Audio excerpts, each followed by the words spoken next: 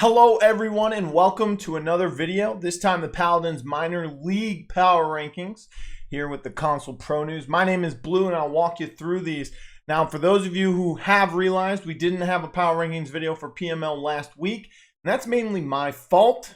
Didn't catch up on a lot of work that needed to be done, as well as some website stuff that didn't get updated, as well as I'm going to just tell you the truth, I was busy playing Modern Warfare, the beta for that. We'll be doing some coverage on that later when that drops as well. But let's get right into the Paladins minor league. Week 8 has now commenced, so each team has played 7 matches. And starting off, number 8 is FiveStack Esports. At one point, Ice Monkey was carrying this team, and now Amadeus has taken the role of the hyper carry. His positioning still needs a ton of work, but he seems to be finding the kills and damage on the hit scans he has been playing, but the team still struggles to find wins. Finding wins against every team early in the season was a bit of a boost, whether they were losing or not, but now they are losing more often and more quickly. And those wins that they were getting early on aren't happening, and they're not able to find points or even a way to beat Exile at this point in time. They had taken Exile to a Game 5 this week, but wasn't as impressive as usual. They even led against Exile in Game 1 this week 3-1 and ended up choking late game once the Con overpower started hitting and Aspect was hitting shots on Cassie. Ice Monkey was playing very well on Atlas early in the game, but started to fall apart towards the end, as well as Tuga. He was playing Lex on the Ascension Peak and was more and more difficult as the game went on. And by round 3, it seemed as if he had no clear path to move around, as Cassie and Makoa were on the hunt for him.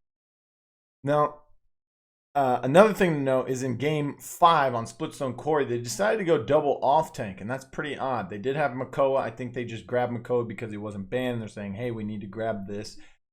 Can't let the other team get it. They ended up getting Atlas as well. So those are 2 good off-tanks, but none of them can really main tank to the skill level that they needed for that game. The team has some things to work out, and I figure they want to keep the team LATAM exclusive, which will keep the rough days ahead unless they improve drastically to finish in 3rd place this season. Remember, I believe they've faced Exile 3 times already, so that will be difficult, which means they'll have to take wins against top teams such as Hype Unit and Sanguine in order to finish in 3rd. At number 7 is One Trick Pony. Now, this squad is starting to fall apart. Granted, it is their first time in the PML, but that still isn't an excuse to cover all of their problems. They can still take a few points from other teams, but the amount of maps they take is starting to dwindle to almost 0 after every week goes by. If they were to play against Exile or FiveStack, they would probably still win versus them, but only since those teams are extremely weaker than this team. Stop Me has the perfect name for this current situation, since he is getting stopped continuously by everyone pretty much. Playing the off-tanks for OTP, he struggles to find the ability to open the lane or create any space for his team's DPS duos to work with. Nixus does all right, but sometimes pushes himself out of position to make plays, but ends up failing to do so and giving up his life in exchange. This team is struggling more and more each week, but the good news is that they can't fall any lower in the standings since they are already in last place for the EU division. Another thing to note is that Andy Doodle, Andre Doodle, or however you pronounce his name, I always say it wrong. He's been playing main tank, but when they do triple DPS, it's him playing that 3rd DPS and not Stop Me. Stop Me will transition into that main tank. Stop Me can't play off tank. He does okay on main tanks, and this team seems to win more games when they're triple DPSing, which is a single-faceted way to look at it, but maybe they just need to start playing triple DPS every single game because that's the only time they find any success. At number 6 is Exile. Now, I don't think Exile is better than One Trick Pony completely, but so far they are having a better time adjusting to being a bottom team in their division. They seem to find ways to beat FiveStack repeatedly, even while making roster changes a few times this phase, as well as some role swaps. And they have another one coming as well, with Aspect moving back to support and Bagel moving back to DPS. The success, while it may not be a ton, is still enough to keep them out of 4th place in their division, and Dintic has been doing a decent job on the DPS role himself. Ancient has been a solid on the off tanks, and the real problem for Exile is the Aspect and Bagel situation. They are essentially both support players and have tried swapping to DPS. Neither can hang with the other DPS players in the division. They can sort of keep up when facing FiveStack, and that's how they're able to find some of the wins, but most of that is off the back of Dintic and Ancient. Other than that, that's about where it ends, and it's not that impressive, especially when you have Sanguine and Hype's DPS is walking all over you as the season continues moving forward.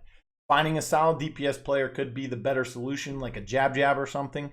That, or ride this wave and find something better in the offseason after HRX finishes. At number 5 is Sour Team. Now, this is going to be quick and very to the point. Like I said a few weeks ago, Sour Team is good, but not as good as everyone may have thought, including myself. The Penta and all business roster issues seem to be the main reason Sour Team has found success early in the phase. Now that those two teams have solid and stable rosters, Sour has started to fall even more each week. Another loss to Penta is starting to close the door on Sour's chances for making the playoffs. Running out of time, Sour will need to 3-0 the rest of the season pretty much, unless they themselves have already given up. But I wouldn't count on that. The given up part. At number 4 is Sanguine once again. Now this team continues to show up and get nothing done against Type Unit. They were taking maps from them early in the phase, but that started to dwindle. Now Hype Unit is rolling through Sanguine 4-0 game 1 and 4-0 game 2. They can choose to take Hype to a game 3 Ice Mines to most likely slow the pace down, and ended up taking a Strix into a Kinessa, which was very interesting to watch, and were able to take the map victory overall. Now that being said, Sanguine apparently woke up and were able to take that map victory and tried to reverse sweep, but ended up failing to do so in the very end. They pushed it to a game 5 at least. Sanguine has decent players. Sigma is a great hit scan DPS. Naiju is a great blaster, and Baller Steve is still the best support in the North American PML in my opinion. The problem is Poison is the better blaster than Naiju. So it forces Naiju to play front lines, which he isn't able to do at this level successfully. Then there is Vayne, who wasn't ready to play at the PPL level with his time on Splice, and now it seems he just isn't up to par with the rest of the PML players anymore. Sanguine won't be making the playoffs, let alone taking first place from Hype after losing to them 3 times now. Looking towards 2020, they will need to figure out if Poison is the blaster or Naiju and who they can bring in for front lines, because Vayne and Naiju on front lines are not working. Now, I did say just now they're not going to make the playoffs. There is still a possibility, but Hype would have to get destroyed by teams like FiveStack and Exile and then lose to Sanguine in their 4th matchup. I don't see that happening. Therefore, I don't think Sanguine's going to. At number 3 is Penta. This team was at one point all the way at the bottom of the rankings, but Slopodopolis and Hayes have been huge pickups for the Penta team. Neither has taken long to adjust with the other members, and both have been able to play comfort picks that also happen to be good champions in the current meta that they are pushing. Hayes on Maeve is a scary thing to have to deal with as an enemy. Slop is bringing his PCL experience with him, as well as playing things like his hit scans Victor, Tyra, and Vivian. And with a little more practice on the mouse and keyboard, I expect him to start playing some things like Cassie very soon, which would move Hayes into some more higher skill champs as well. Penta is on fire currently and only really have all business in their way. Beating them could push them back to the top spot they owned in Phase 1 before the huge MSI victory run. At number 2 is Hype Unit. Now this team falls in the rankings after continuing to dominate their division, and the fact that the rest of the teams within it would get beaten by the 3 non-first place teams in the European division. Sanguine may be able to win or take some maps against One Trick Pony and Sour Team, as I stated before, but I just think they are falling in the scene right now. The Throner has been doing his job perfectly, sitting on point and controlling the objective. Payan is fragging on a high level with his champ pool, and Edgem has been playing decently with some minor hiccups here and there. The biggest positive for the team is Tay, who is playing lights out every single game. His ability to play his off tanks at a high level is really starting to show off. His stats are insane, like the 12-1 Atlas with a 16 KDA in Game 2 this week. He creates so much space for Edgem and Payan and has great cooldown management for himself. I don't think he is PPL ready, but by the end of the season, and depending on how well he does during the placement tournament leading up to HRX, could position himself to make a run for the PPL in 2020. Hype also dropped because they let a reverse sweep almost happen to them. They still won, but they were up 2-0 after 2 dominating 4-0 victories. Can't let that one happen. Can't let that one slip either. And at number 1 is All Business. Now, Bugsy was outstanding this week once again, and he's already been Player of the Week twice in Phase 2 through the first 7 weeks. When he is in the lineup for this team, they can run through people with no problem and contend with anyone on the PML, unlike the All Business we watched in Phase 1. Unbelievable has been improving over time as well, and is almost looking like the Unbe that once won a world championship not too long ago. One player who doesn't get enough credit or screen time, I think, is Toot Toot, though. He has bounced around on some lower tier teams in the EU scene for a while now, but has landed on All Business at what seems to be the perfect time.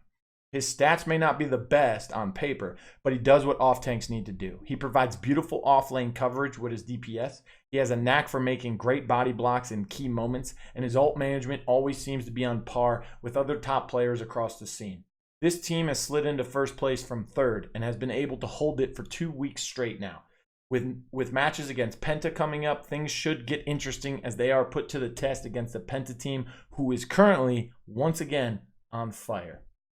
But that's it for your PML, your Paladins Minor League Power Rankings for this week after Week 8's conclusion. Each team's played 7, and as you all know, we only have 6 more weeks in the season before playoffs. So if you're going to HRX, get your tickets now, book your flights, book your hotels, book your Airbnbs, whatever it may be. And if you're not going, just order some popcorn, because it's going to be interesting to watch not only the rest of this season, but the tournament as well. Don't forget to follow us on Twitter at Console Pro News. You can follow me on Twitter at RealBlueTV with no E in blue. And don't forget to like, share, and subscribe this video right here. Keep grinding, everyone.